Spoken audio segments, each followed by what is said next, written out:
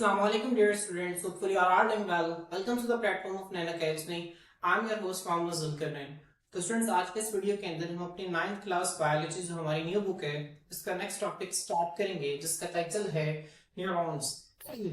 Students हम cell specialisation को discuss कर रहे थे। हमने सेल स्पेशलाइजेशन की डेफिनेशन को स्टडी किया। उसके बाद हमने देखा कुछ खास किस्म के स्पेशलाइज्ड सेल्स प्लांट्स के अंदर, जिसमें हमने दो तरह के सेल्स देखे, एक मेसोफिल सेल्स थे और एक एपिडर्मल सेल्स थे। उसके बाद हमने एनिमल सेल्स में से सबसे पहले मसल सेल्स को स्टडी किया। होपफुली आपको वहां तक समझ आ गई होगी। स्टूडेंट्स अब हमने नेक्स्ट कुछ स्पेशलाइज्ड एनिमल सेल्स को मजीद डिस्कस करना है, जिसमें एक न्यूरॉन है, उसके बाद रेड ब्लड सेल्स हैं और इंशाल्लाह इससे अगले लेक्चर के अंदर हम लिवर सेल्स को स्टडी करेंगे। स्टूडेंट्स न्यूरॉन्स जो हैं ये क्या होते हैं? ये हमारे नर्वस सिस्टम का एक अहम हिस्सा है। ठीक है, देखिए यहाँ पर अगर इसकी डेफिनेशन देखें, these are the specialized cells of nervous system। अब स्टूडेंट्स यहाँ पे सवाल उठता है कि नर्वस सिस्टम है क्या? हमारी बॉडी के अंदर ना, ठीक है, हमारी बॉडी के अंदर एक दिमाग है जिसे हम दिमाग कहते हैं, ब्रेन के अलावा एक और स्ट्रक्चर होता है स्टूडेंट, इसे स्पाइनल कॉर्ड कहते हैं। क्या कहते हैं मतलब? Spinal cord. एक होता है ब्रेन और ब्रेन के अलावा एक और चीज है जिसका नाम क्या है? Spinal cord. ठीक है, अब ब्रेन जो है ये तो हमारे सर के अंदर यहाँ पर मौजूद होता है और हमारी रीढ़ की हड्डी के अंदर एक और चीज मौजूद होती है, इसे हम स्पाइनल कॉर्ड कहते हैं। ब्रेन और स्पाइनल कॉर्ड, ठीक है, आप ये समझ लें, इनको मिलाकर हम नर्वस सिस्टम कहते हैं। ठीक है, इनसे जो चीजें निकलती हैं उनको मिलाकर हम क्या कहते हैं स्टूडेंट्स? नर्वस सिस्टम कहते हैं। आप ये समझ लें कि ये हमारी बॉडी का सेंटर है। हमारी सारी बॉडी को इन दो चीजों ने कंट्रोल करना है, एक ब्रेन और दूसरा क्या है? Spinal cord. अब फर्ज करें, जैसे कि मैं आपको एक एग्जांपल के साथ बताता हूँ, आप लोगों ने 8th क्लास में पढ़ा होगा। अब मैंने किसी भी गर्म चीज को मैं जब टच करता हूँ तो मैं फौरन से अपने हाथ को पीछे कर लेता हूँ। अब हुआ क्या? मैंने जैसे किसी गर्म चीज को टच किया तो स्टूडेंट्स हुआ क्या? वो जो गर्म चीज थी वहां से मेरी बॉडी, मेरे स्किन के अंदर खास किस्म के सेल्स थे। ठीक है स्टूडेंट्स, उन जो वो सेल्स है ना, एक किस्म ये समझ लें, यहाँ स्किन से लेकर ना दिमाग तक एक तार बिछी हुई है, एक तार है। ठीक है, अब जैसे ही मैं गर्म चीज को टच करूंगा ना तो तार के अंदर एक करंट पैदा होगा। क्या पैदा होगा स्टूडेंट्स? एक करंट पैदा होगा। अब वो करंट है ना, वो फौरन से जाएगा ब्रेन तक। अब ब्रेन जो है वो देखेगा ये चीज तो नुकसान दे, तो जिस्म को जला देगी। ब्रेन क्या करेगा फिर स्टूडेंट्स? ब्रेन से इस मसल तक तार फिर बिछी हुई है। ब्रेन क्या करेगा? आगे करंट उस तार के अंदर भेज देगा जो कि इस मसल के अंदर आ रही है। फिर जब इस मसल तक करंट आएगा तो ये मसल फौरन से सिकुड़ जाएगा। जब ये सिकुड़ेगा तो हाथ को फौरन से मैं क्या कर लूंगा? पीछे कर लूंगा। आपने देखें कि जैसे आप किसी गर्म चीज को टच करते हैं फौरन से अपने हाथ को पीछे कर लेते हैं। अब देखिए सब कितनी स्पीड के अंदर हो रहा होता है, कितनी जल्दी ये होता है। तो ये जो आप ये समझे, वो जो तार है ना जो हमारी बॉडी के अंदर बिछी हुई है हमारे हाथ से लेकर ब्रेन तक, उस तार को हम न्यूरॉन कहते हैं। क्या कहते हैं? न्यूरॉन कहते हैं फ्रेंड्स। और उसके अंदर जो करंट फ्लो करता है उसे हम नर्व इंपल्स कहते हैं। क्या कहते हैं स्टूडेंट्स? Nerve impulse. मेरे साथ रिपीट करें दोबारा स्टूडेंट्स, मैं आपको और एग्जांपल से समझा रहा हूँ। जिस तरह से देखिए एक स्विच है, ठीक है, यहाँ पे एक बटन लगा हुआ है, आप पंखे का बटन है, ठीक है, अब पंखा बंद है, अब यहाँ का स्विच ऑफ है और पंखा बंद है। अब स्टूडेंट्स इस स्विच से लेकर पंखे तक वो तार जो है वो तो मौजूद है ना। अब पंखा क्यों नहीं चल रहा? क्योंकि वो करंट है ना, उस तार के अंदर करंट नहीं बह रहा। अब जैसे मैं स्विच को नीचे करूंगा करंट फौरन से पहले लग जाएगा, पंखा क्या करने लग जाएगा? चलने लग जाएगा। इसी तरह यहाँ से लेकर हमारे ब्रेन तक एक तार बिछी हुई है। ठीक है, अब तार है वो एक्टिव कब होगी? जब उसके अंदर करंट फ्लो करेगा। पर वो जो करंट है ना वो कब फ्लो करेगा? जब इसको बाहर से कोई एक्सटर्नल चीज मिलेगी, इससे हम कोई गर्म चीज को टच करेंगे, किसी ठीक है ठंडी चीज को टच करेंगे, ठीक है, किसी नोकदार चीज को टच करेंगे, कोई पेन होगी जब हमें, तब यहाँ से फौरन से करंट पैदा होगा जिसे हम नर्व इंपल्स कहते हैं। वो करंट फौरन से हमारे ब्रेन तक जाएगा और ब्रेन जो है उस करंट के रिस्पॉन्ड करेगा। ठीक है, उसको रिस्पॉन्ड करेगा और हम फौरन से अपने हाथ को पीछे कर लेंगे। तो वो जो तार है ना, जो आप लोगों को मैं समझाना चाह रहा हूँ, जो तार है हमारे हाथ में, तार लाइक, अब मैं आपको तार जो है समझाने के लिए बता रहा हूँ क्योंकि ये आपके लिए 10th क्लास के अंदर हम इसको डिटेल से स्टडी करेंगे। 9th क्लास के अंदर आप लोगों को समझाने के लिए मैं आप लोगों को सिर्फ बता रहा हूँ कि एक तार में स्ट्रक्चर होते हैं, इसे न्यूरॉन कहते हैं, खास किस्म का सेल है जिसे न्यूरॉन कहते हैं और उसके अंदर एक करंट बहता है। क्या बहता है? करंट बहता है जिसे हम नर्व इंपल्स कहते हैं। क्या कहते हैं स्टूडेंट्स? नर्व इंपल्स कहते हैं। तो आए स्टूडेंट्स हम इसको देखते हैं। These are the specialized cells of nervous system। अब नर्वस सिस्टम मतलब ब्रेन और हमारे रीढ़ की हड्डी के अंदर एक चीज है जिसे स्पाइनल कॉर्ड कहते हैं। इन दोनों को मिलाने वाला, इन दोनों को बनाने वाले खास किस्म के सेल्स हैं जिन्हें हम स्टूडेंट्स क्या कहते हैं? न्यूरॉन्स कहते हैं। ठीक है, न्यूरॉन्स ब्रेन और स्पाइनल कॉर्ड दोनों को बनाते हैं। ठीक है, तो ये नर्वस सिस्टम को कह रहे हैं या ब्रेन और स्पाइनल कॉर्ड कह रहे हैं, बात एक ही है। उसके बाद फंक्शंस देखें स्टूडेंट्स, दे आर रिस्पांसिबल, किसके जिम्मेदार है? For transmitting. ट्रांसमिटिंग का मतलब क्या होता है? मुंतकिल करना, भेजना किसको, मैसेजेस को, पैगामात को। स्टूडेंट्स पैगाम मैंने आपको बताया ना करंट की शक्ल में, उस करंट को क्या कहते हैं, नर्व इंपल्स कहते हैं, ठीक है, nerve impulse through out the body. ये न्यूरॉन्स क्या करते हैं, हमारे सारे जिस्म के अंदर पैगामात को ट्रांसमिट करते हैं, किस शक्ल के अंदर, नर्व इंपल्स की शक्ल में, करंट की शक्ल में। मेरी बात समझ में आ रही है? ये जो न्यूरॉन्स हैं ये सारी बॉडी के अंदर जो पैगामात हैं उनको करंट की शक्ल में ट्रांसफर करते हैं। जो करंट है ना उसको हम नर्व इंपल्स का नाम दे रहे हैं, ठीक है। तो ये होपफुली आपको यहाँ तक चीजें क्लियर हो गई होंगी। अब फ्रेंड्स इसका स्ट्रक्चर देखते हैं। अब न्यूरॉन जो है वो होता किस तरह का है, आप इसके डायग्राम किस तरह से ड्रॉ करेंगे, आप लोगों ने क्या करना है, ठीक है, आप लोगों को आसान तरीका बता दूं। देखिए इस तरह से आपने डायग्राम ड्रॉ किया सी, उसके बाद फिर इसको ओवरलैप करना है यहाँ पे इस तरह, फिर इसको यहाँ से ओवरलैप करना है, यहाँ से इसके ऊपर आ रहा हूँ, यहाँ से ये, और फ्रेंड्स यहाँ से ये। उसके बाद क्या करना है, यहाँ से आप इसको थोड़ा सा इस तरह लंबा करेंगे और यहाँ से इसको, ठीक है, दो तीन जो है वो ये बनाकर ना प्रोजेक्शंस बनाकर आप इसको क्लोज कर देंगे, ठीक है। तो फ्रेंड्स यहाँ पे देखें इसको आप, ठीक है, इस तरह यहाँ पे एक वी शेप आप बना दें, ठीक है। अब देखें ये आपका स्ट्रक्चर बन गया किसका, न्यूरॉन का। अब फ्रेंड्स ये देखिए जो दरमियान में है ना, ये जो पहला स्ट्रक्चर है इसे हम कहते हैं सेल बॉडी, सेल बॉडी। मेरे साथ रिपीट करें, आप होपफुली आप लोगों ने ड्रॉ कर लिया होगा। अब ये जो ऊपर वाला स्ट्रक्चर है, ये वाला स्ट्रक्चर आपको नजर आ रहा है, इसे सेल बॉडी कहते हैं। और सेल बॉडी से नीचे फ्रेंड्स ये वाला जो स्ट्रक्चर है ना, इसे एक्सोन कहते हैं। क्या कहते हैं, एक्सोन कहते हैं। अब फ्रेंड्स सेल बॉडी से ना ये छोटे छोटे से ये प्रोजेक्शंस निकलती हैं, आपको छोटी छोटी प्रोजेक्शन नजर आ रही हैं, इन्हें डेंड्राइट्स कहते हैं। क्या कहते हैं, डेंड्राइट्स। तो फ्रेंड्स अब देखिए एक जो न्यूरॉन है ना, इसके तीन हिस्से हैं। कितने हिस्से हैं, तीन, एक सेल बॉडी, एक एक्सोन और एक डेंड्राइट। सेल बॉडी के अंदर क्या होता है, न्यूक्लियस पड़ा होता है जो आपको नजर आ रहा है सेंटर में, इसका क्या है, ये इसका न्यूक्लियस है, ठीक है। सेल बॉडी के अंदर न्यूक्लियस पड़ा होता है। अब डेंड्राइट्स और एक्सोन्स क्या है, ये एक, अब ये समझिए एक सेल है, ठीक है, जिस तरह एक सेल है ना हमारा, एक सेल है। अब ये समझिए कि सेल का ये साइटोप्लाज्म में फैला हुआ है, डेंड्राइट्स में और एक्सोन में भी। तो चूंकि ये फैली हुई चीज है, साइटोप्लाज्म के आगे फैली हुई चीज है, तो हम इनको साइटोप्लाज्मिक एक्सटेंशन कहते हैं। क्या कहते हैं स्टूडेंट्स, साइटोप्लाज्मिक एक्सटेंशन। मतलब ये साइटोप्लाज्म से आगे कुछ फैली हुई चीज है, साइटोप्लाज्म फैला हुआ है, ये साइटोप्लाज्मिक एक्सटेंशन है।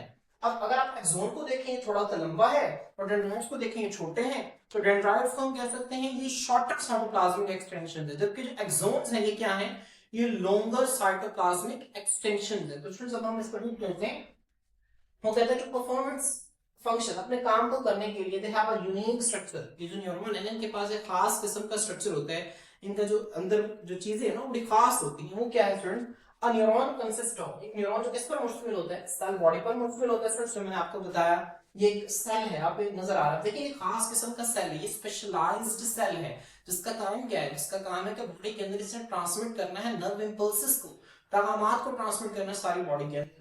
जिसका एक हिस्सा सेल बॉडी है and two types of cytoplasmic extension.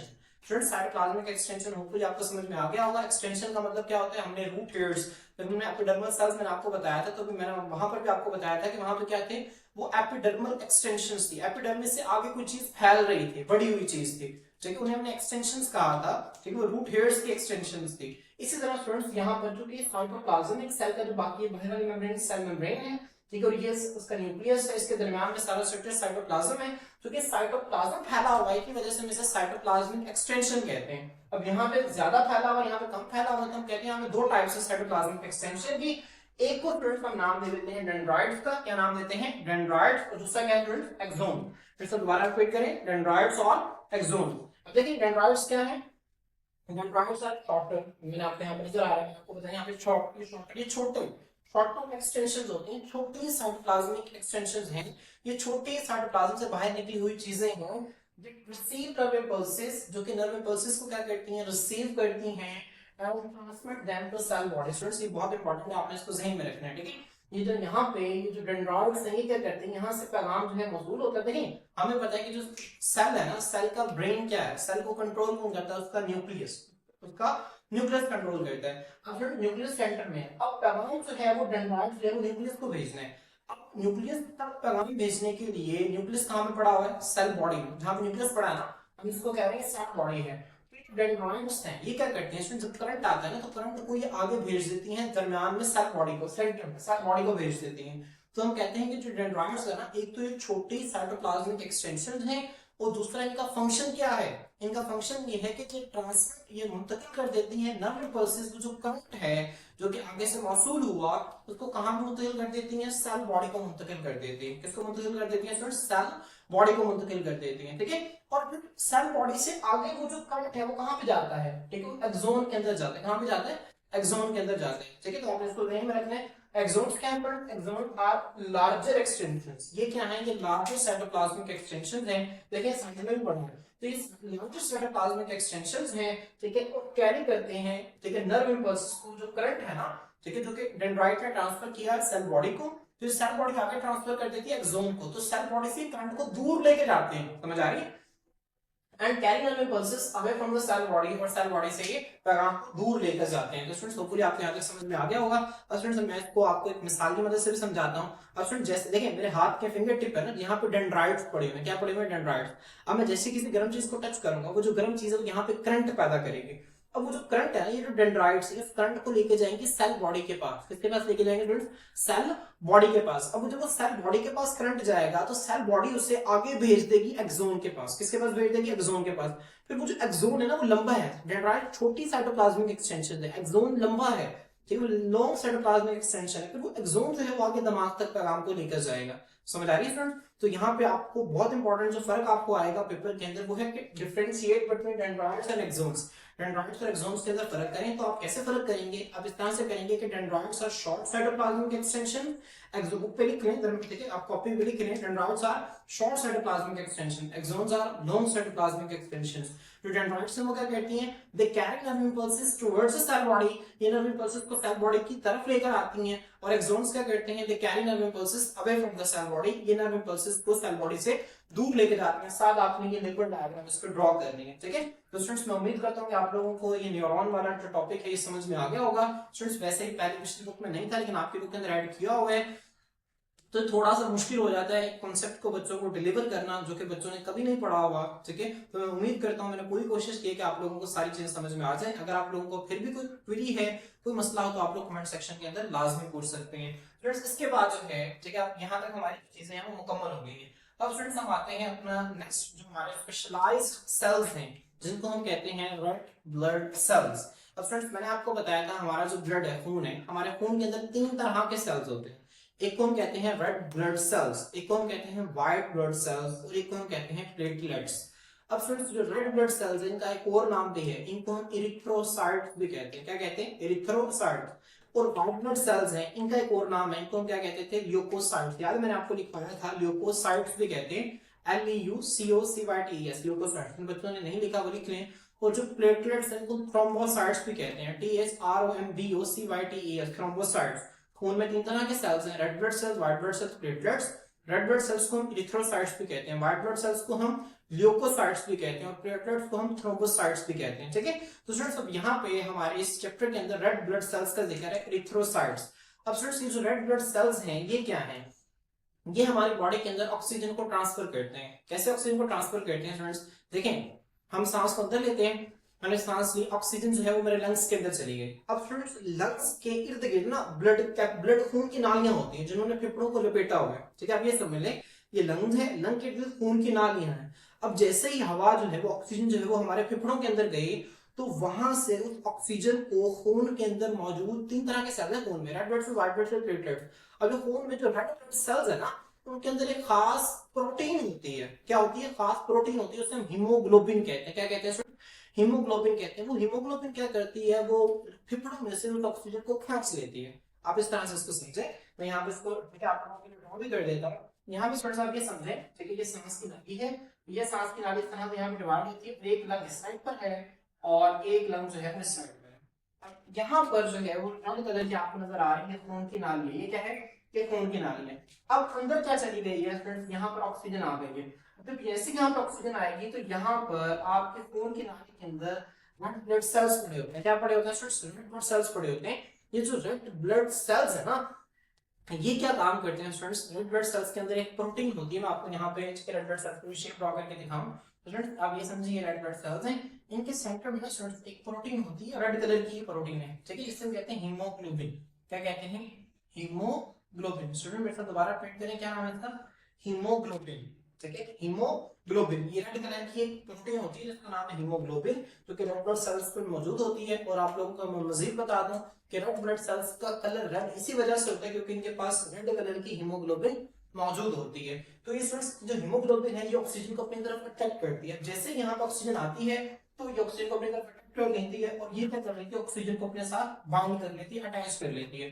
तो जैसे हम सांस को अंदर लेके जाते हैं, हवा हम सांस लेते हैं, ऑक्सीजन हमारे लंग्स के अंदर जाती है, तो लंग्स से ऑक्सीजन को कौन ले लेता है, रेड ब्लड सेल्स ले लेते हैं। ठीक है, रेड ब्लड सेल्स के अंदर एक प्रोटीन है जिसे हम हीमोग्लोबिन कहते हैं, वो ले लेती है। ठीक है, और फिर वो लंग्स से वो खून जाता है दिल तक और दिल उस ऑक्सीजन वाले रेड ब्लड सेल्स को सारे जिस्म के अंदर भेज देते हैं। ठीक है, फिर जिस्म के जिस हिस्से को, ठीक है, अब इसे कहते हैं बॉडी टिश्यूज। हम हार्ट ने क्या किया, आगे बॉडी टिश्यूज को भेज दिया। बॉडी टिश्यूज क्या है फ्रेंड्स, आपको पता है कि सेल क्या है, सेल जिंदगी की बुनियादी इकाई है। जब सेल्स आपस में मिलते हैं तो क्या बनता है, टिश्यू बनता है। जब एक ही तरह के सेल्स आपस में मिलते हैं तो क्या बनता है, टिश्यू बनता है। हमने याद चैप्टर नंबर 1 हिस्टोलॉजी में पढ़ा था। ठीक है, हिस्टोलॉजी में हमने सेल्स की माइक्रोस्कोपिक स्टडी को हमने कहा था हिस्टोलॉजी होती है, तो वहां पे मैंने आपको टिश्यूज का कांसेप्ट दिया था। जब एक ही तरह के सेल आपस में मिलते हैं तो टिश्यूज है। अब हमारी बॉडी के अंदर डिफरेंट टिश्यूज पाए जाते हैं जिनको ऑक्सीजन की जरूरत होती है। तो वो ऑक्सीजन कहां से लेते हैं, वो इन्हीं रेड ब्लड सेल्स में जो हीमोग्लोबिन के साथ ऑक्सीजन अटैच होती है। जब दिल उस ऑक्सीजन हीमोग्लोबिन वाले ऑक्सीजन को सारे बॉडी में भेजते हैं तो वहां से बॉडी टिश्यूज क्या करते हैं, ऑक्सीजन को ले लेते हैं। तो स्टूडेंट होपफुली आपको यहाँ तक समझ में आ गई होगी। अब हम इसको बुक से एक मिनट रीड करते हैं। वो कहते हैं दीस ब्लड सेल्स है, रेड ब्लड सेल्स के बारे में लिखते हैं, इसका फंक्शन है। स्टूडेंट्स आपने इसकी हेडिंग लाजमी ध्यान में रखनी है। इनकी हेडिंग्स भी आप लोगों ने बना लेनी है, definition, function, structure and axon के नाम से। जिस तरह से मैंने यहाँ पर हेडिंग्स बनाई आप लोगों ने इसी तरह से अपनी बुक पे हेडिंग बना लेनी है और आपने इसी तरह से लिखना है। अब स्टूडेंट्स यहाँ पर देखें फंक्शन की आप पहले हेडिंग बनाएंगे। तो रेड ब्लड सेल्स हैं, स्पेशलाइज्ड हैं, मखसूस हैं, खास हैं। किस लिए खास है, तो क्या है, oxygen from the lungs to body tissues. समझ आ रही है फ्रेंड, ये लंग्स से बॉडी टिश्यूज है। अब बॉडी टिश्यूज मैंने आपको बता दिया हमारी बॉडी के अंदर, ठीक है, मसल्स हो गए, ठीक है, बाकी बॉडी के जितने भी हिस्से हैं वो सारे बॉडी टिश्यूज के अंदर आ जाएंगे। तो हमारे लंग्स से बॉडी टिश्यूज तक ऑक्सीजन को ले जाने के लिए कौन जिम्मेदार है, ये इसका जो चीज जिम्मेदार है, जो सेल जिम्मेदार है, वो रेड ब्लड सेल्स हैं। अब स्टूडेंट्स इसके बाद इसकी शेप में हेडिंग बनेगी their biconcave disc shaped cells. तो स्टूडेंट डिस्क किसे कहते हैं, आपने स्टडी देखी हुई है ना, इस तरह गोल, इसे कहते हैं डिस्क शेप। क्या कहते हैं स्टूडेंट्स, इसे डिस्क शेप। बाइकनकेव का क्या मतलब है स्टूडेंट्स, आपको यहाँ पर डायग्राम में शो हो रहा है बाइकनकेव क्या है।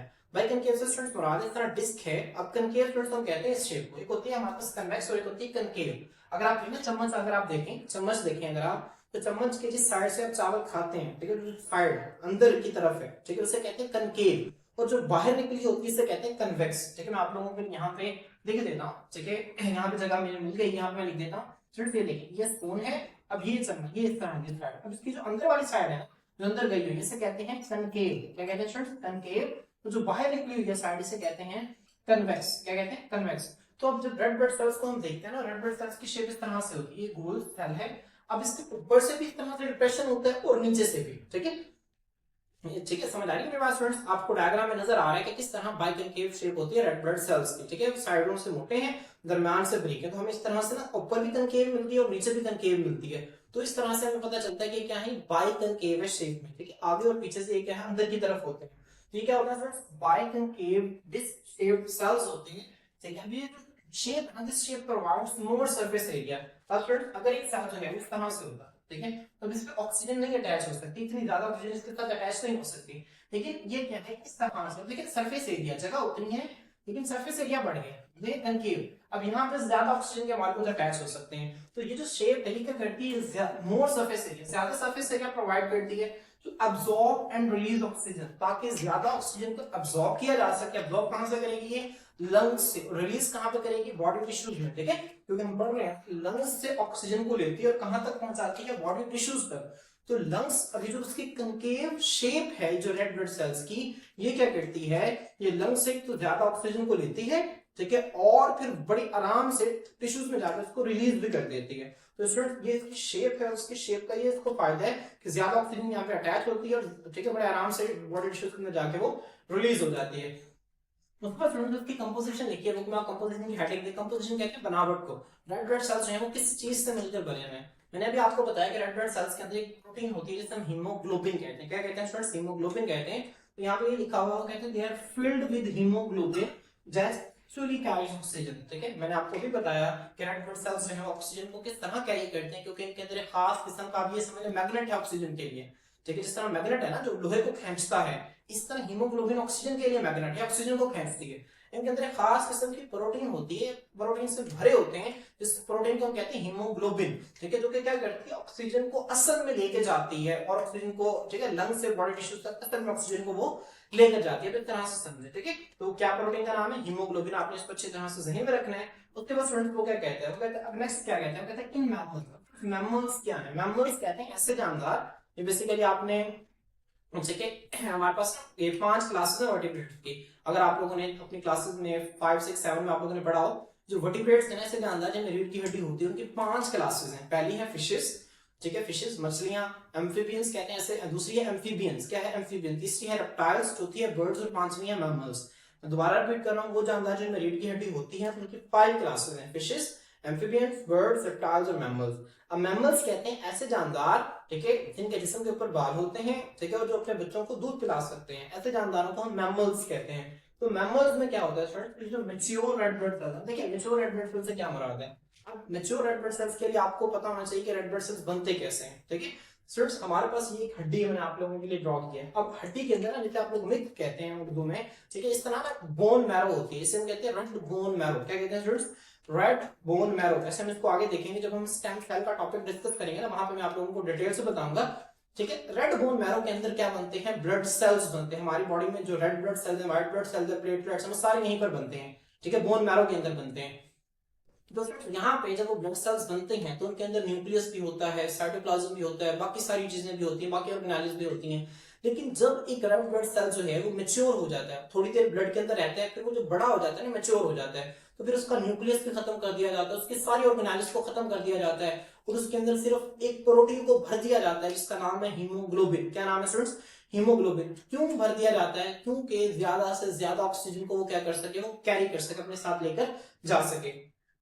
दोस्तों यहाँ पे लिखा मैमल्स के अंदर क्या है, जो मैच्योर रेड ब्लड सेल्स। अब आपको समझ आ रहा है ना कि मैच्योर रेड ब्लड सेल्स से क्या मुराद है, कि वो छोटे रेड ब्लड सेल्स नहीं, वो रेड ब्लड सेल्स नहीं है, उनकी बात नहीं हो रही जो कि अभी अभी बने हैं बोन मैरो से, उनकी बात हो रही है जो कि बोन मैरो से बनकर उसके बाद बड़े हो गए, मैच्योर हो गए हैं, ठीक है। तो मैच्योर रेड ब्लड सेल्स में डू नॉट कंटेन, ठीक है, न्यूक्लियस, उनके अंदर न्यूक्लियस भी नहीं होता, उनके अंदर माइटोकॉन्ड्रिया भी नहीं होता, उनके अंदर एंडोप्लाज्मिक रेटिकुलम एटसेट्रा, मतलब उनके अंदर कोई भी ऑर्गेनेल मौजूद नहीं होती सिवाय राइबोसोम्स के, ठीक है। राइबोसोम्स कम मिकदार में होते हैं, राइबोसोम्स होते हैं कुछ, और साथ जो है ये हीमोग्लोबिन प्रोटीन होती है, ठीक है। और फ्रेंड इसका फायदा क्या है? इसका फायदा ये है, it helps to accommodate more haemoglobin. इसका फायदा ये है कि सेल के अंदर ज्यादा से ज्यादा हीमोग्लोबिन को रखा जा सके। अगर ये रेड ब्लड सेल है ना हमारे पास, रेड ब्लड सेल के अंदर आप ये समझिए इसका 95% हिस्सा, कितना 95% हिस्सा जो है वो सिर्फ और सिर्फ हीमोग्लोबिन से भरा होता है, और बाकी 5% के अंदर कुछ एंजाइम्स या राइबोसोम या कुछ साल्ट्स वगैरह मौजूद होते हैं।